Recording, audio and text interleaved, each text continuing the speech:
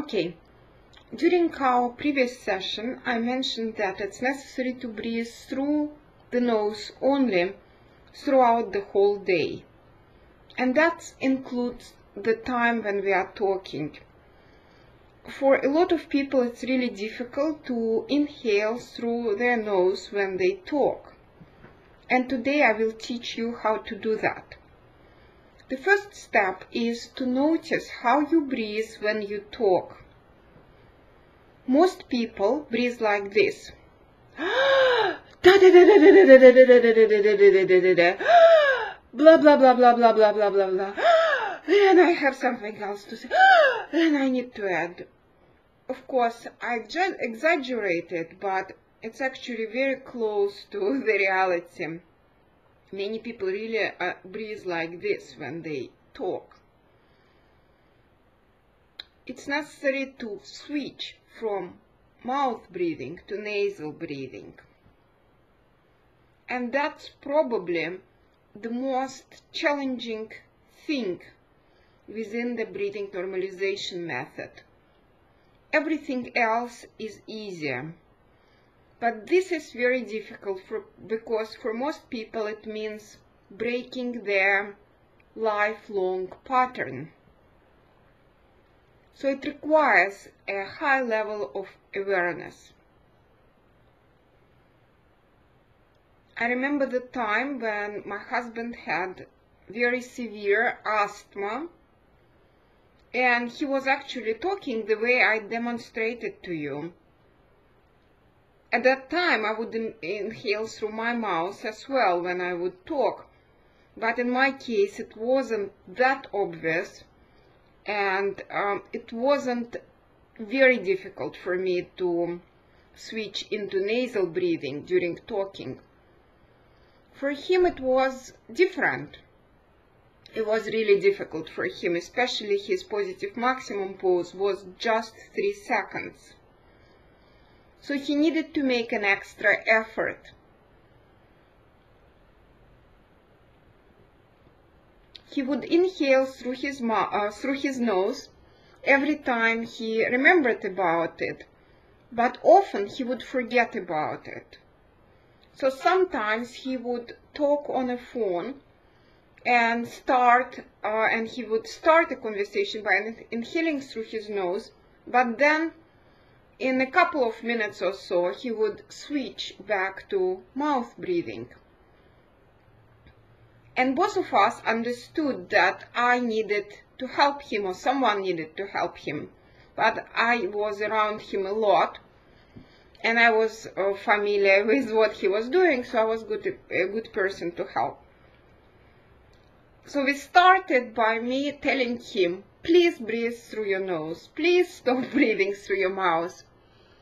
But that would totally interrupt what he's doing, or let's say his telephone conversation. So then later on we developed our own technique, and every time he would inhale through his mouth during talking, I would say ps. So in the beginning, when he started practicing the breathing normalization method, often he would spend time on the phone talking to someone, and I would be nearby, and I would have to say ps, ps, ps, ps, ps, ps, ps, ps, ps, ps, ps, ps, almost constantly. And that was because he was constantly inhaling through his mouth. It took him approximately 3 months to switch to nasal breathing during talking, and it wasn't easy.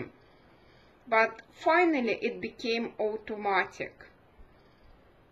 Even now, sometimes when he or I are stressed, we could switch into mouth breathing for a minute or so, but we immediately catch ourselves doing that. Other than that, we inhale through the nose, and it's an automatic process now, so it doesn't require any effort anymore. But again, don't get discouraged if switching to nasal breathing during talking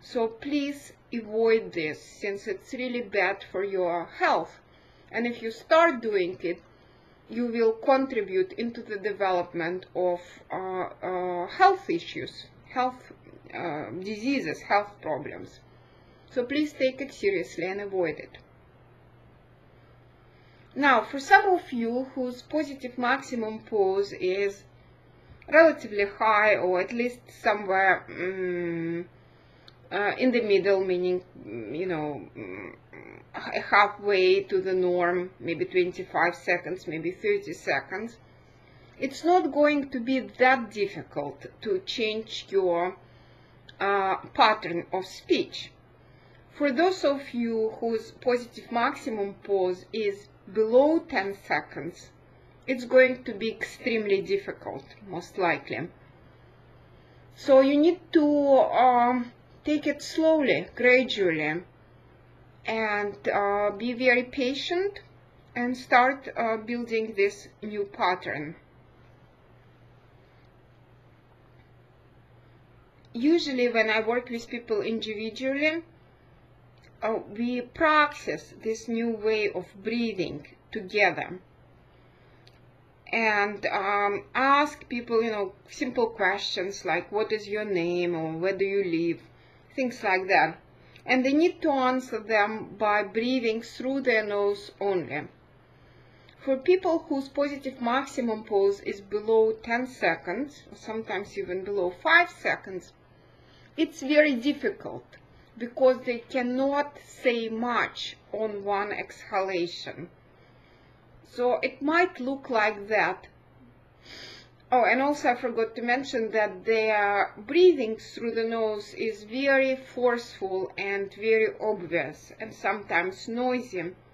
Unfortunately, it's almost unavoidable in the beginning for people whose positive maximum pose is rather long. So that's how it looks sometimes. My name is Sasha, and so on. So it's really difficult. It's also difficult for people who have severe asthma, COPD, or other types of breathing difficulties. Just give yourself some time and try your best. It will come. Switching to nasal breathing during talking will help you to increase the level of carbon dioxide in your lungs, which means that your positive maximum pose will get higher, and that will allow you to say more on one exhalation, and eventually the whole process will become easy for you. So you can do it. I would like to say a few more words about talking. Funny, but a lot of people with breathing difficulties have a tendency to be talkative. In general, they are just naturally talkative. A lot of teachers have breathing difficulties.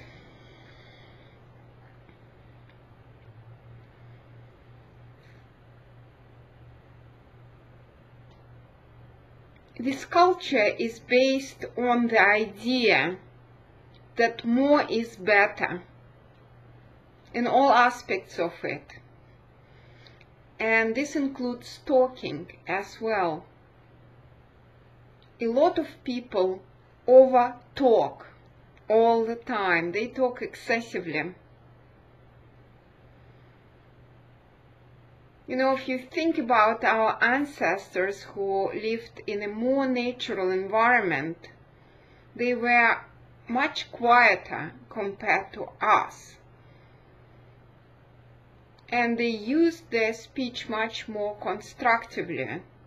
For modern people, it's absolutely normal to spend hours and hours on the phone, or or talk to the co-workers, you know, when you're in the office, or in many other ways, to friends and so on.